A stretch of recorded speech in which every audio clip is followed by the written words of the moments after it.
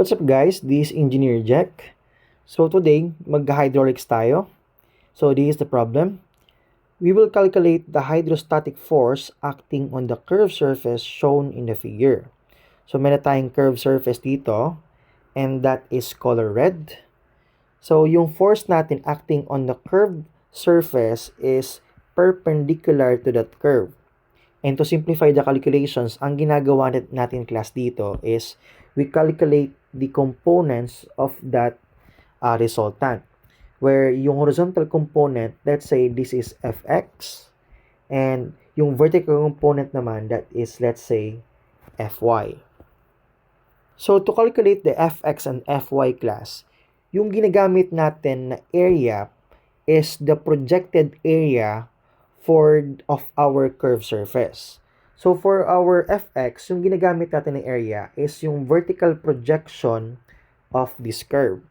So pag titingnan natin yan sa harap dyan, that is rectangular, and yung assumption that is yung thickness is 1 meter perpendicular to the paper.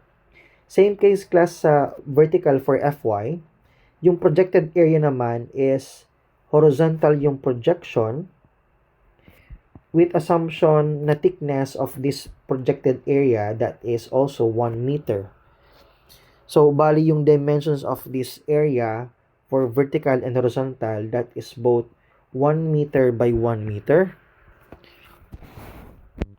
So, kung gusto nyo class malinawan, kunin natin class yung 3D of this curve. So, ito class yung 3D of this curve. Ang sinasabi ko class na projected area ng curve, for Fx, ang gagamitin natin na area is this area. Na yung dimensions niya is 1 meter na height by 1 meter na thickness. So, dito nag-act class yung Fx natin. Same case for Fy, yung projected area naman at the bottom is this area naman. And yung dimensions niya is same pa rin na 1 meter by 1 meter in thickness. So next, we will calculate the hydrostatic force. And yung gagamitin ko class na formula to get the value of F or hydrostatic force, that is pressure multiplied by area. Na yung pressure natin is calculated at the centroid of our area. So in this case, for vertical area projected to calculate Fx, yung location of this point is, this is 4.5 meters from the top, since this is 0.5 meters from the bottom. So yung pressure natin dito for Fx, that is yung unit weight of water, that is 9.81 kilonewton per cubic meter, multiplied by yung location of this point from the top, that is 4.5 meters. And yung area natin is 1 meter by 1 meter. So we have a value for Fx now, that is 44.145 kilonewtons. So next, we will calculate the value of Fy, that is the pressure naman multiplied by area. Na yung pressure natin at that point is, gamma H niya is 9.81. Yung location niya is 5 meters from the top surface. And yung area natin is also 1 meter by 1 meter. So we can calculate Fy now. So Fy is 49.05 kilonewton. Now, yung tanong dito class is, ito na ba yung sagot? Now, for Fx, that is now the horizontal component na acting on the gate. Pero yung Fy is hindi pa yan class, yung vertical component acting on the gate. Kasi meron pa tayo dito class na liquid weight na magbabawas ng pressure or force of Fy acting on the gate.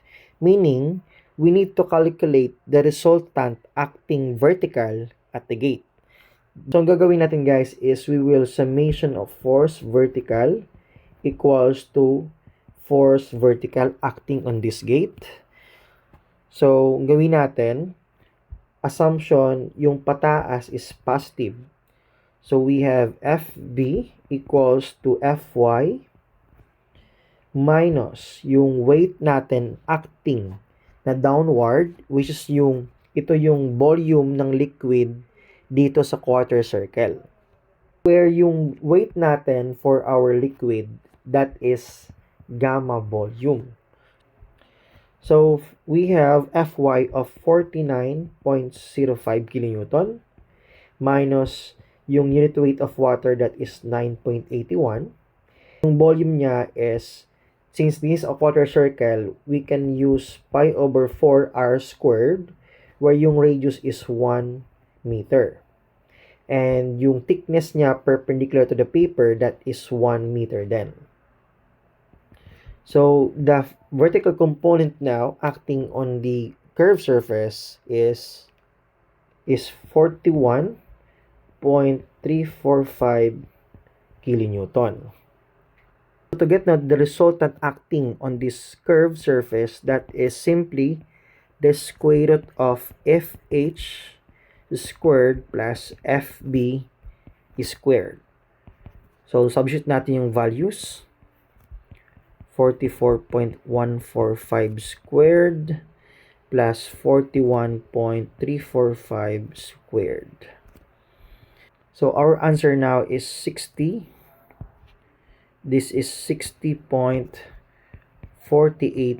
kilonewton.